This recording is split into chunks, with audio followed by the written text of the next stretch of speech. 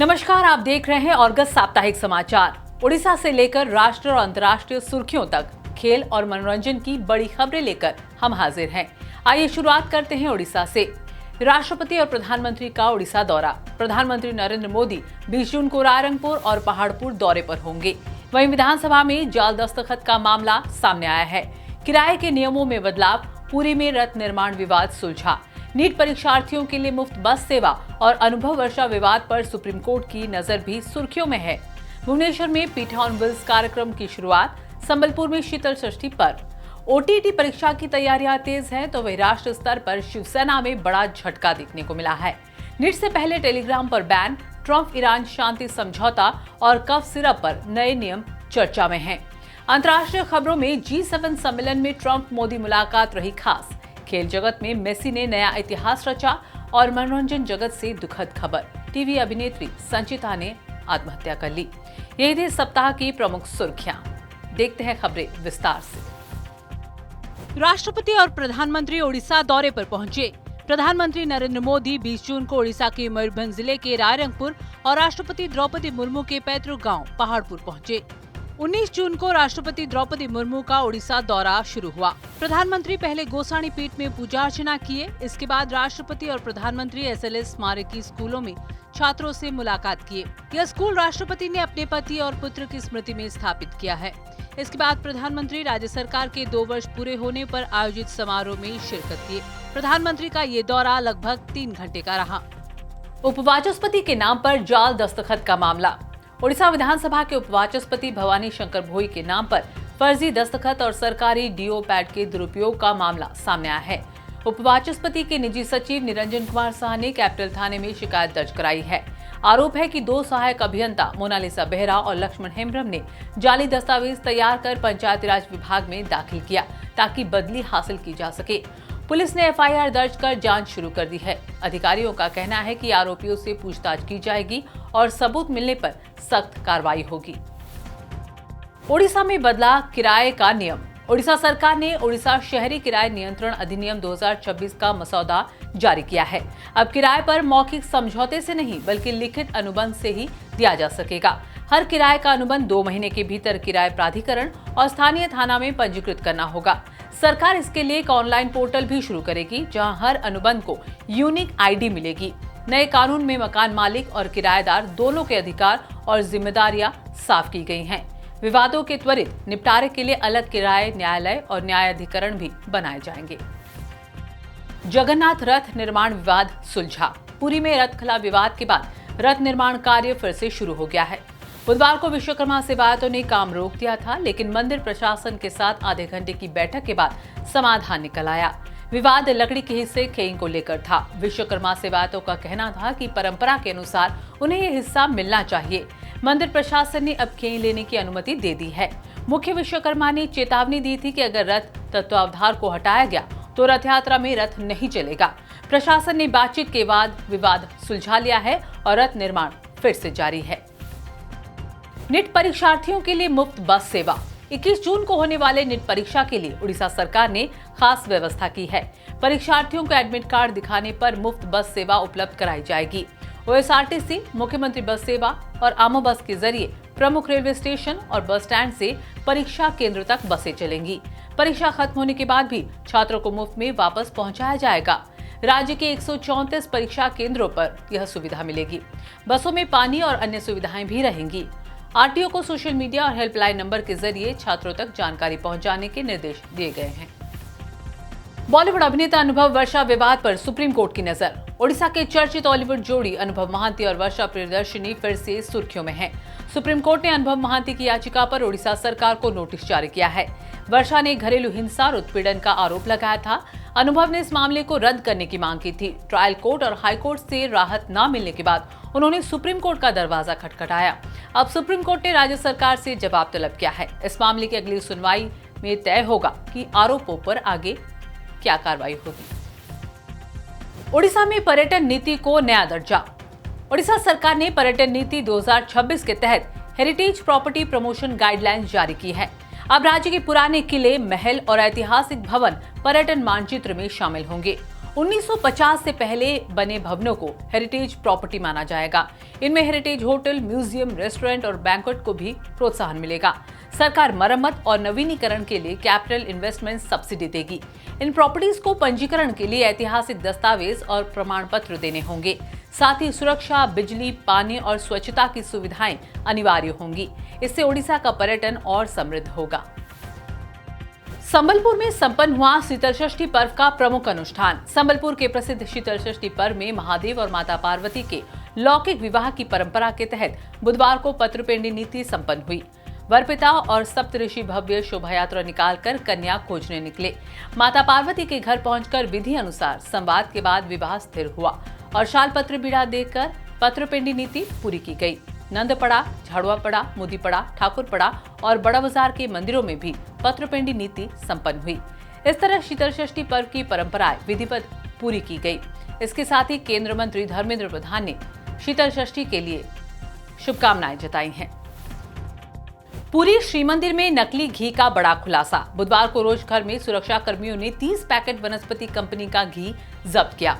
नियमों के अनुसार महाप्रसाद की तैयारी में केवल ओमफेड घी का ही प्रयोग होना चाहिए। प्रशासन ने जल्द कार्रवाई शुरू कर दी है और दोषियों पर कड़ी कार्रवाई की जाएगी। महाप्रसाद की शुद्धता बनाए रखने के लिए सुरक्षा व्यवस्था और सख्त कर दी गई है। ओडिशा शिक्षक योग्यता परीक्षा OTET 2026 28 जून को आयोजित होंगे। इस बार कुल 97,151 अभ्यर्थी परीक्षा में शामिल होंगे, जिनमें 84,625 रेगुलर और 13,584 इन सर्विस शिक्षक हैं। बोर्ड में 30 जिलों में 311 परीक्षा केंद्र बनाए हैं। सभी केंद्र CCTV निगरानी में रहेंगे। एडमिट कार्ड 17 जून से बोर्ड की वेबसाइट पर उपलब्ध होंगे, जिन्हें मोबाइल नंबर और पासवर्ड से डाउनलोड किया जा सकेगा। परीक्षा 2 पेपर में होगी। पेपर 1 सुबह 9 बजे से 11:30 बजे तक और पेपर 2 दोपहर 2 बजे से 4:30 बजे तक। प्रश्न पत्र डिजिटल लॉकर से सुरक्षित तरीके से भेजे जाएंगे ताकि किसी भी तरह की लीक की संभावना न रहे। राज्य में रजो पर्व के अवसर पर शुरू हुआ पीठा ऑन व्हील्स कार्यक्रम। उप मुख्यमंत्री प्रभाती परिडा ने सुभद्रा शक्ति बाजार से इसका शुभारंभ किया। इस मोबाइल वैन में लोगों को पारंपरिक ओडिया पीठा जैसे पोड़ो पीठा, मंडा पीठा, काकरा पीठा, अरिसा पीठा और चकुली पीठा उपलब्ध हुए। रजो महोत्सव 2026 में महिलाओं को गांव का अनुभव देने के लिए मेहंदी, झूला और पारंपरिक व्यंजन की व्यवस्था हुई। ये वैन शहर के प्रमुख स्थानों पर सुबह 7 बजे से रात 11 बजे तक उपलब्ध रहे। रजो पर्व ओडिशा का कृषि आधारित प्रमुख लोक पर्व है, जिसमें धरती मां के रजस्वला होने और वर्षा ऋतु के आगमन का उत्सव मनाया जाता है। देश की खबरों में महाराष्ट्र की राजनीति में बड़ा झटका देखने को मिला है। उद्धव ठाकरे की शिवसेना UBT से 6 सांसदों ने अलग होकर उप मुख्यमंत्री एकनाथ शिंदे को समर्थन देने की घोषणा की। इनमें संजय यादव, संजय देशमुख, नागेश पाटिल अष्टिकर, ओमराजे निंबलकर, भाव साहेब भागचौरे और संजय दिना पाटिल शामिल हैं। इससे पहले उद्धव ठाकरे द्वारा बुलाए गए बैठक में 9 में से केवल 4 सांसद ही शामिल हुए थे। शिंदे गुट ने साफ कहा है कि जो भी बाल ठाकरे के आदर्शों और शिंदे के नेतृत्व पर विश्वास करता है, उसका स्वागत है। इस घटनाक्रम से शिवसेना UBT की ताकत और कमजोर होती दिख रही है। नीट UG पुनः परीक्षा से पहले केंद्र सरकार ने बड़ा कदम उठाया है। 22 जून तक टेलीग्राम पर अस्थायी प्रतिबंध लगाया गया है ताकि परीक्षा सुरक्षित रहे और किसी भी तरह के ठग सिंडिकेट को रोका जा सके। पुनः परीक्षा 21 जून को होगी। इसके साथ ही टेलीग्राम पर मैसेज एडिटिंग फीचर 30 जून तक बंद रहेगा। सरकार ने सुरक्षा के लिए कड़े इंतजाम किए हैं। प्रश्न पत्र भारतीय वायुसेना से पहुंचाए जाएंगे और CRPF व CISF की तैनाती की जाएगी। NTA ने भी घोषणा की है कि परीक्षार्थियों को अतिरिक्त 15 मिनट और उत्तर पुस्तिका में अधिक स्थान दिया जाएगा। देश विदेश की खबरों में अमेरिका राष्ट्रपति डोनाल्ड ट्रंप और ईरान के राष्ट्रपति ने वेस्ट एशिया युद्ध समाप्त करने के लिए समझौते पर हस्ताक्षर किए। इस समझौते के तहत ईरान अपने संवर्धित यूरेनियम को कम करेगा और बदले में उसे बड़े पैमाने पर आर्थिक राहत मिलेगी। अमेरिका ने जल्द तेल प्रतिबंध हटाने का वादा किया है और आगे चलकर $300 अरब का पुनर्निर्माण फंड भी उपलब्ध कराया जाएगा। ये समझौता फिलहाल अस्थायी है और आने वाले 2 महीने में विस्तृत वार्ता होगी।